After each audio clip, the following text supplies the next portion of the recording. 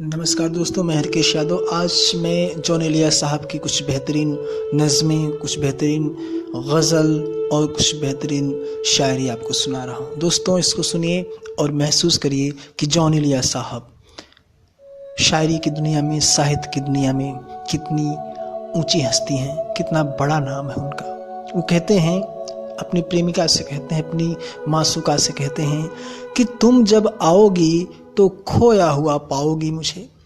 तुम जब आओगी तो खोया हुआ पाओगी मुझे, मेरी तन्हाई में ख्वाबों के सिवा कुछ भी नहीं।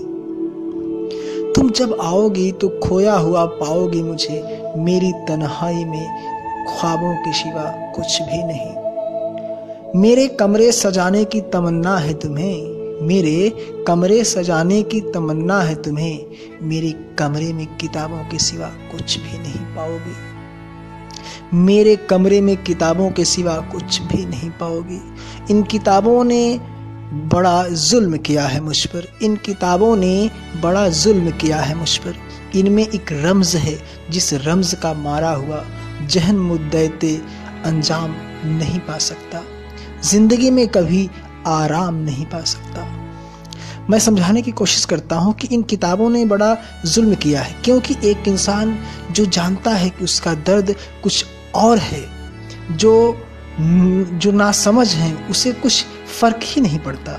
लेकिन जिनको नॉलेज का कर्ज है, यानी जिनको ज्ञान का अभिशाप है, वो जिंदगी भर कितना तड़पते हैं, क्योंकि वो सब कुछ जानते हैं। उनके आसपास क्या हो रहा है, उनके दिल में क्या हो रहा है, उनके दिल पर क्या गुजर रही है, वो सब महसूस करते हैं, वो ज़्यादा महसूस करते हैं, क्योंकि उसने काफ़ी किताबें पढ़ी हैं। और इसीलिए जॉन एलिया साहब कहते हैं कि इन किताबों ने मुझे बहुत सताया है, बहुत परेशान किया है।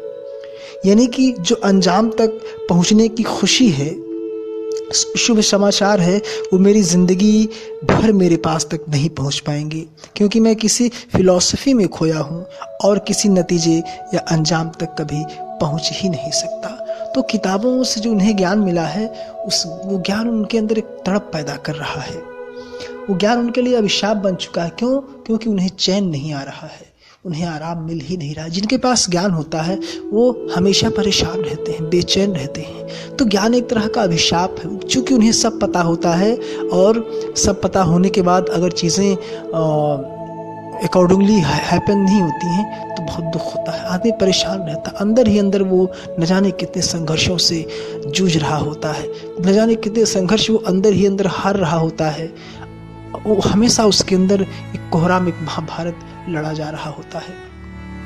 जॉन कहते हैं कि अब चूंकि वो अपनी मासूका को नहीं पा रहे हैं, तो वो कहते हैं उससे कि कहते हैं कि नया एक रिश्ता पैदा क्यों करें हम, बिछड़ना है तो झगड़ा क्यों करें हम, खामोशी से अदा हों रस्में दूरी, खामोशी से अदा हों रस्में दूरी, कोई हंगामा बरपा क्यों करें हम, कोई हंगामा बरपा क्यों करें हम। वफा, इखलास, कुर्बानी, मोहब्बत, अब इन लफ्ज़ों का पीछा क्यों करें हम। हमारी तमन्ना क्यों करो तुम और तुम्हारी तमन्ना क्यों करें हम। नहीं जो दुनिया की परवाह हमारी, तो फिर दुनिया की परवाह क्यों करें हम। सोचिए, जॉन में एक खलबली है, एक तिलमिलाहट है, एक खालीपन सा है।